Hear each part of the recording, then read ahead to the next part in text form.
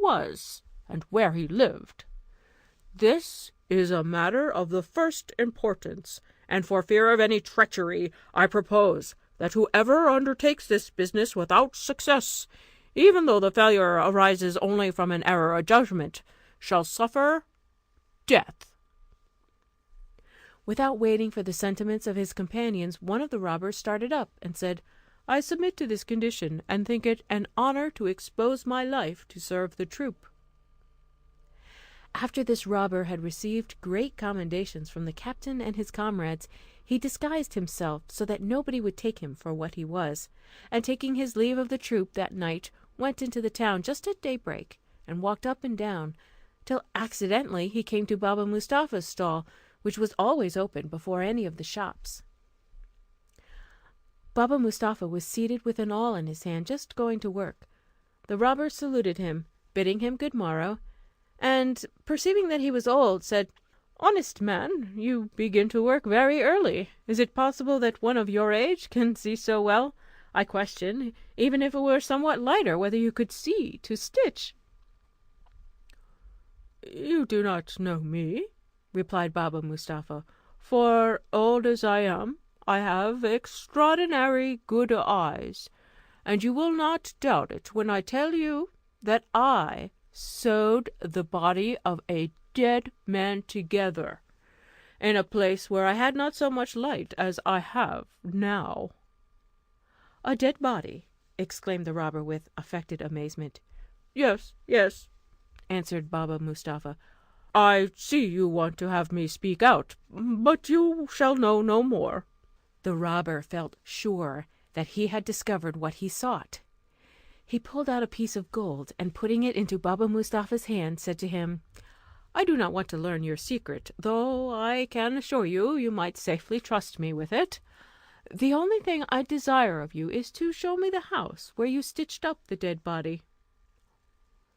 "If I were disposed to do you that favour," replied Baba Mustapha, "I assure you I cannot. I was taken to a certain place, whence I was led blindfold to the house, and afterward brought back again in the same manner. You see, therefore, the impossibility of my doing what you desire." "Well," replied the robber, "you may, however, remember a little of the way that you were led blindfold. Come, let me blind your eyes at the same place. We will walk together. Perhaps you may recognize some part. And as everybody ought to be paid for their trouble, there's another piece of gold for you. Gratify me in what I ask you." So saying, he put another piece of gold into his hand. The 2 pieces of gold were great temptations to Baba Mustapha.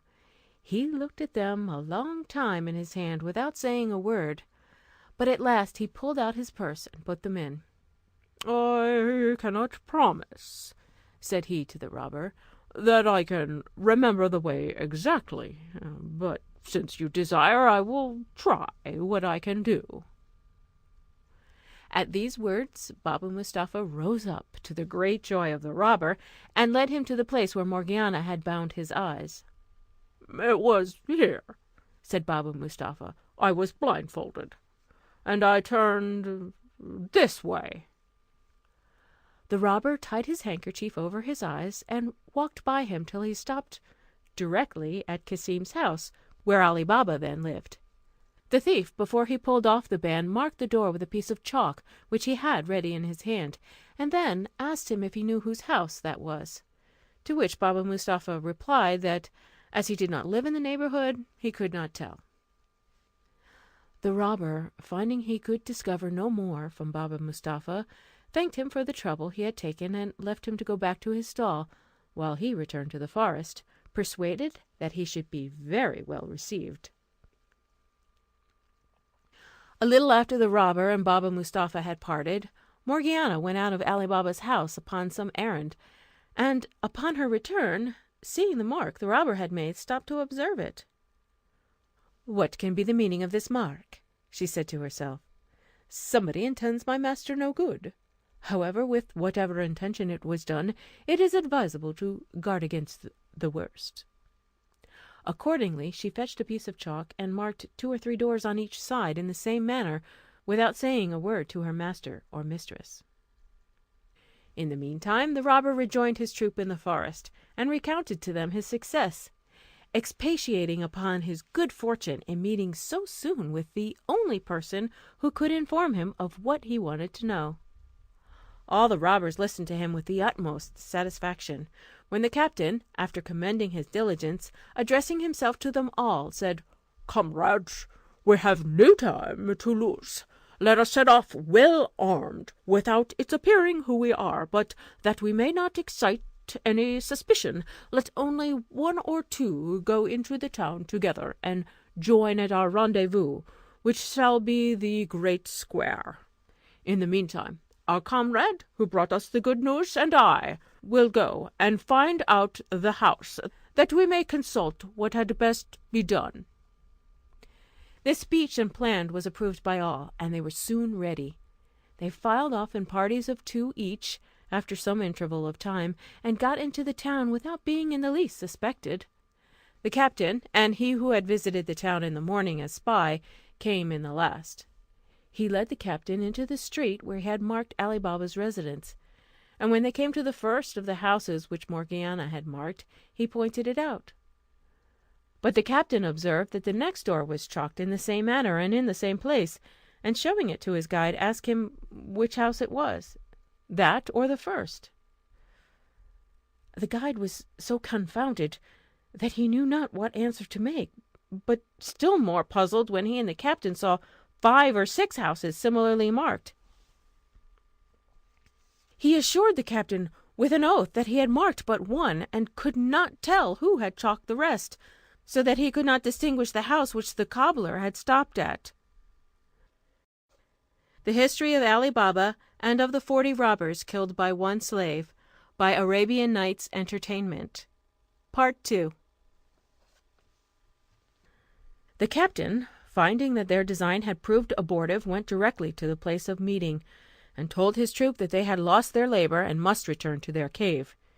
He himself set the example, and they all returned as they had come. When the troop was all got together, the captain told them the reason of their returning, and presently the conductor was declared by all worthy of death. He condemned himself, acknowledging that he ought to have taken better precaution, and prepared to receive the stroke from him who was appointed to cut off his head. But as the safety of the troop required the discovery of the second intruder into the cave, another of the gang, who promised himself he should succeed better, presented himself, and his offer being accepted, he went and corrupted Baba Mustapha as the other had done, and being shown the house, marked it in a place more remote from sight with red chalk. Not long after, Morgiana, whose eyes nothing could escape, went out, and seeing the red chalk, and arguing with herself as she had done before, marked the other neighbours' houses in the same place and manner. The robber, at his return to his company, valued himself much on the precaution he had taken, which he looked upon as an infallible way of distinguishing Ali Baba's house from the others, and the captain and all of them thought it must succeed. They conveyed themselves into the town with the same precaution as before, but when the robber and his captain came to the street, they found the same difficulty, at which the captain was enraged, and the robber in as great confusion as his predecessor. Thus the captain and his troop were forced to retire a second time, and much more dissatisfied, while the robber, who had been the author of the mistake, underwent the same punishment, to which he willingly submitted. The captain, having lost 2 brave fellows of his troop, was afraid of diminishing it too much by pursuing this plan to get information of the residence of their plunderer. He found by their example that their heads were not so good as their hands on such occasions, and therefore resolved to take upon himself the important commission. Accordingly, he went and addressed himself to Baba Mustapha, who did him the same service he had done to the other robbers.